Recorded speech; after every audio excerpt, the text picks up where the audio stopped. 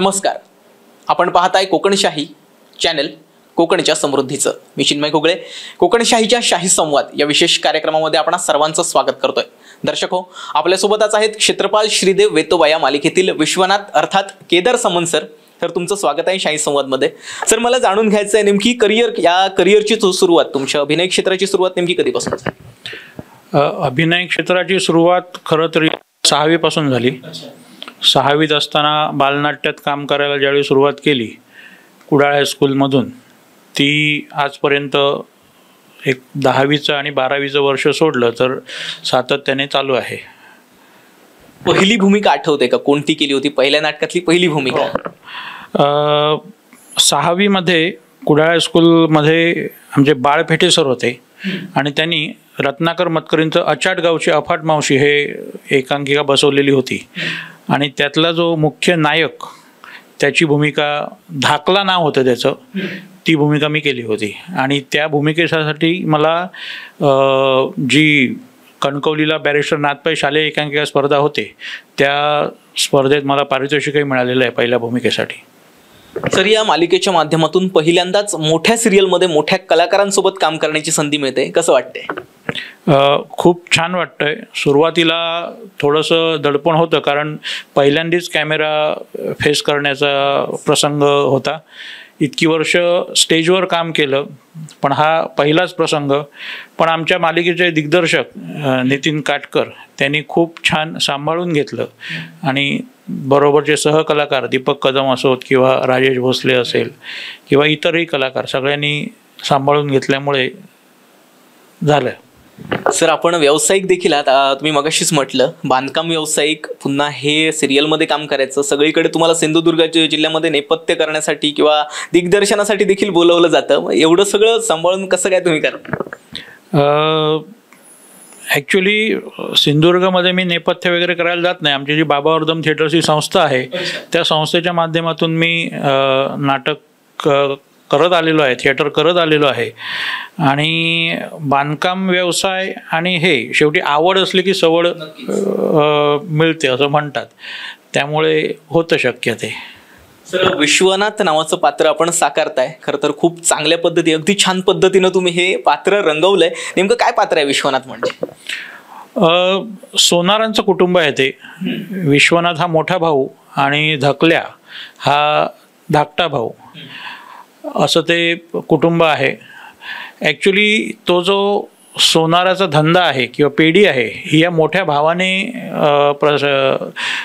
हे केलेली असते, सेट केलेला असतो धंदा. पण तो स्वभावाने साधा आणि सरळ मार्गी असल्यामुळे धाकटा भाऊ ते सगळं धंदा टेक ओव्हर करतो आणि मोठा भाऊ त्याच्याकडे काम करत असतो, असं ते पात्र आहे. सर, आपण एरवी पाहतो आपल्या कोकणामध्ये किंवा सगळीकडेच मोठ्या भावाचा धाक लहान भावावर असतो, पण इथे मात्र वेगळं चित्र पाहायला मिळतंय. काय सांगा? शेवटी कसं आहे माहिती आहे, आपण म्हणतो कोकणात मोठ्या भावाचा धाक धाकट्या भावाला असतो, पण असे बरेच कुटुंब आहेत जिकडे मोठा भाऊ हा धाकट्या भावावर त्याचं तेवढं प्रेमही असतं, त्यामुळे धाकटा भाऊ थोडासा डॉमिनेटिंग झाला तरी तो चालवून घेतो भावाच्या प्रेमासाठी. Sir, yes. तुम्ही अगदी कलाकार देखील आहात, नेपथ्यकार, दिग्दर्शक देखील आहात. मग सगळं एकदम कसं काय, एकच माणूस एवढं सगळं कसं काय? कदाचित ती काय म्हणतात ते दैवी देणगी असेल. मगाशी तुम्ही मला बांधकाम व्यावसायिक म्हणालात, पण गंमत अशी आहे त्याच्यात की मी इयत्ता 6वी पासून नाटकात आणि काम करतोय. अनेक लहानपणापासून नाटकं बघण्याची आवड आहे, कारण वडील मला प्रत्येक नाटकाला न्यायचे आणि 6वी पासून मी नाटकात काम करतोय. कॉलेजलाही अनेक नाटकात एकांकिकांमध्ये काम केलं आणि ज्यावेळी माझं कॉलेज संपवून मी इकडे आलो त्यावेळी बाबावर्धम थिएटरसारखी संस्था मला मिळाली. आम्ही ज्या काळात 10वी 11वी 12वी झालो त्यावेळी 12वी नंतर फक्त इंजिनिअरिंग किंवा मेडिकल ह्या दोनच, म्हणजे 10वी पास झालं की सायन्सला जायचं आणि 12वी सायन्स होऊन इंजिनिअरिंगला ॲडमिशन घ्यायची किंवा मेडिकलला ॲडमिशन घ्यायची, असेच पर्याय त्या काळात. म्हणजे मी 92 सालातली गोष्ट म्हणतोय, 90-92 मधली, एवढंच माहिती होतं. पण ह्या नाट्यक्षेत्रात म्हणा किंवा ह्या फिल्म इंडस्ट्रीत किंवा ह्याच्यात करिअर करता येतं हे आम्हाला खूप उशिरा कळलं. म्हणजे अगदी प्रामाणिक सांगायचं तर हे जर मला त्यावेळी माहिती असतं तर मी BE सिव्हिल व्हायला गेलो नसतो. ग्रॅज्युएशन करून मी या नाट्यक्षेत्रातच पदवी किंवा पदव्युत्तर अभ्यासक्रम पूर्ण करून ह्याच्यात मी राहिलो असतो. बरं, या सिरियलमध्ये तुमची एंट्री नेमकी कशी झाली ते आम्हाला जाणून घ्यायचं. ह्या सिरियलमधली एंट्री माझी एकदम गमतीशीर एंट्री आहे.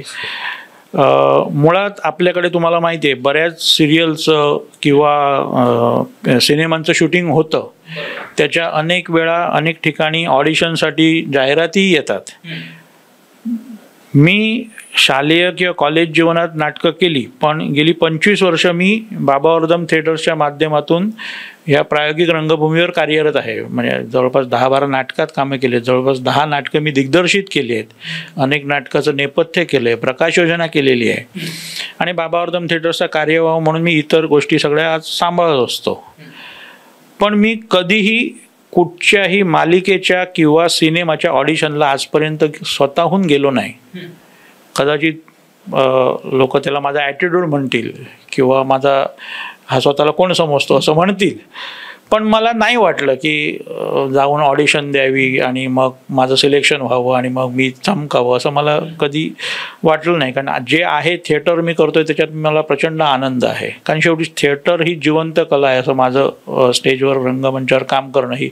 कारण आपण स्टेजवर काम करतो ना, समोर प्रेक्षकांचा लाईव्ह रिस्पॉन्स असतो. मला मे महिन्यात कुडाळचे जे नित्यानंद जडिये आहेत, म्हणजे वेतोबा सिरियलमध्ये आता ते वेतोबाच्या गुरवाचं जे काम करतायत, त्यांचा मला फोन आला एके दिवशी की अशी अशी एक मालिका चित्रित व्हायची आहे आपल्याकडे आणि त्याच्या प्रोमो शूट करायचं आहे, तर एक साधारण 50-55च्या वयाचा कलाकार पाहिजे आहे. तर मी एक आमच्याच संस्थेतल्या 3घांची नावं त्यांना सांगितली, व अमुक अमुक आहे, तो नको, तो हा आहे, तो नको, मग आणि एक आहे, तो नको. तर म्हटलं आणि कोण आहे? तर म्हटलं त्यांना तू पाहिजेस. म्हटलं या अगोदर मला सांगा ना, म्हटलं मीच पाहिजे. तर म्हटलं काय आहे? तर म्हणाले अशी अशी सिरियल आहे, त्याचा एक प्रोमो शूट करायचा आहे. तर म्हटलं माझं नाव कसं काय आलं? तर म्हणाले ते अनिल गावडे जे आहेत, म्हणजे आता ते सिरियलमध्ये काम करत आहेत वेतोबामध्ये, तर त्यांनी तुझं नाव सुचवलेलं आहे आणि तुझ्यासाठी त्यांनी मला फोन करायला सांगितलं. म्हटलं ठीक आहे, करूया. तर तुला मी एक स्क्रिप्ट पाठवतो, त्याचा फक्त एक व्हिडिओ करून पाठव. म्हटलं ठीक आहे. मग त्यांनी मला एक स्क्रिप्ट पाठवलं व्हॉट्सॲपवर. त्याचा मी रिहर्सल करून एक व्हिडिओ शूट केला. 30-35 सेकंदाचा तो व्हिडिओ होता आणि मी त्यांना पाठवला.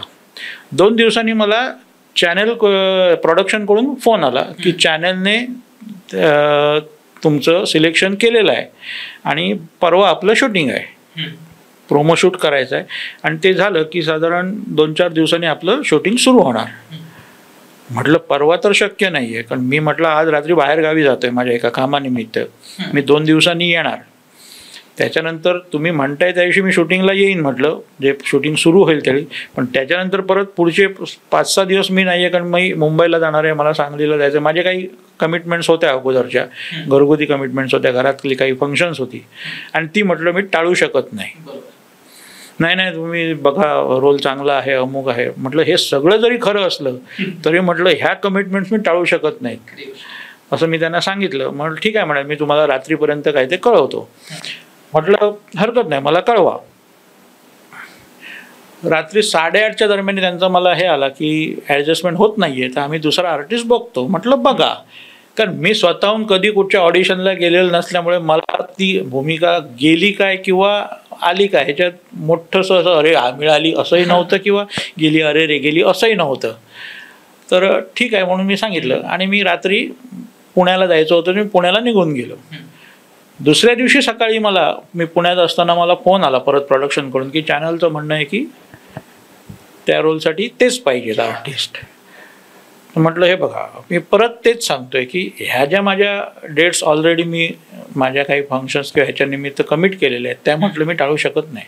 पण त्याच्यानंतर म्हटलं मी आहे ते तुम्ही ॲडजस्ट करणार आहात का डेट्स, तर ते करूया. म्हटलं हरकत नाही, मग मी येतो. म्हणजे असं माझा तो, म्हणजे आता वेतोबाची ही कृपा म्हणायची की आणि काय म्हणायचं हे ज्याचं त्याने ठरवावं. खरं तर वेतोबाची इच्छा होती की या सिरियलमध्ये तुम्ही काम करावं आणि म्हणूनच हा रोल सगळ्या शेवटी फिरून तुमच्याचकडे आला.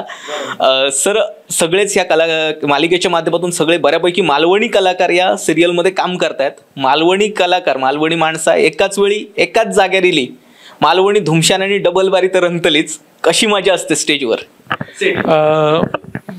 सेटवर एकदम खेळीमेळीचं वातावरण असतं. म्हणजे आमचे जे दिग्दर्शक आहेत नितीन काटकर, ॲक्च्युली ते मुंबईचे आहेत, त्यांना प्युअर मालवणी तसं येत नाही, पण ते सुद्धा अगदी कटाक्षाने मालवणी बोलण्याचा आमच्याबरोबर प्रयत्न करतात.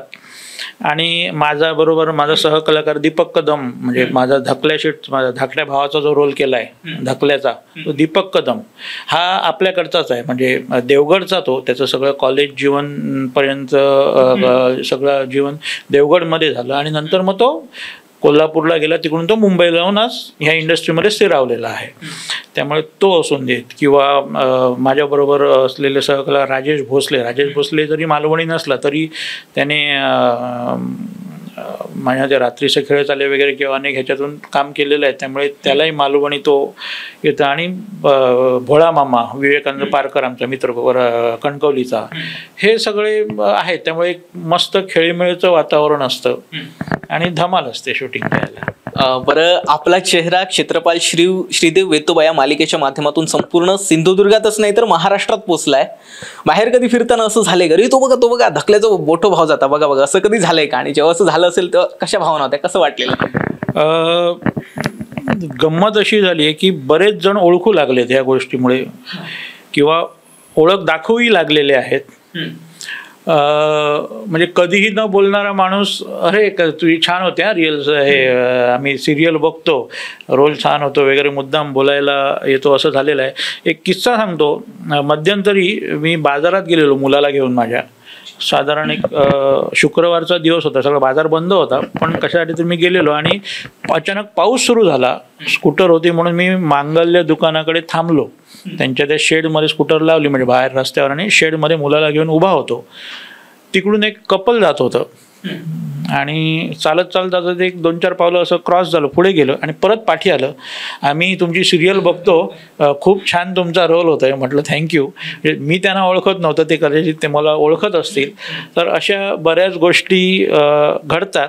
फक्त ह्यावर एक मी गमतीने माझ्या मित्रांबरोबर बोलतो की मी 25 वर्ष, म्हणजे साधारण 97-98 पासून बाबावर्धम थिएटर्सच्या माध्यमातून मी प्रायोगिक किंवा हौशी रंगभूमीवर कार्यरत आहे. अनेक मी नाटकं दिग्दर्शित केली, अनेक नाटकात मी महत्त्वाच्या भूमिका केल्या. मला राज्यनाट्य स्पर्धेत वगैरे बक्षीसही मिळाली, माझी नाटकंही नंबरात आली किंवा मी अनेक नाटकांचं नेपथ्य केलेलं आहे, प्रकाश योजना केलेली आहे. पण एवढं काम करून मला असं कधी एवढं हे मिळालेली नव्हती. फेम म्हणतात, म्हणजे प्रसिद्धी, ती एका एपिसोडमध्ये चमकल्यावर मी लगेच लोकांच्या दृष्टीने सेलिब्रिटी झालेलो आहे. सर, पहिल्यांदा जेव्हा मालिकेचा प्रोमो निघालेला, तुम्ही फक्त थोडेसे एक्सप्रेशन दिलेले. वेतोबाने म्हटलेलं माझ्या लेकरांका लुटूक बघतास, त्यांचा बापूस आहे असा. त्याच्यानंतर जे तुम्ही एक्सप्रेशन दिलेले, म्हणजे त्या एक्सप्रेशनने एकदम मन जिंकली. ते एक्सप्रेशन जरा पाहायला मिळतील.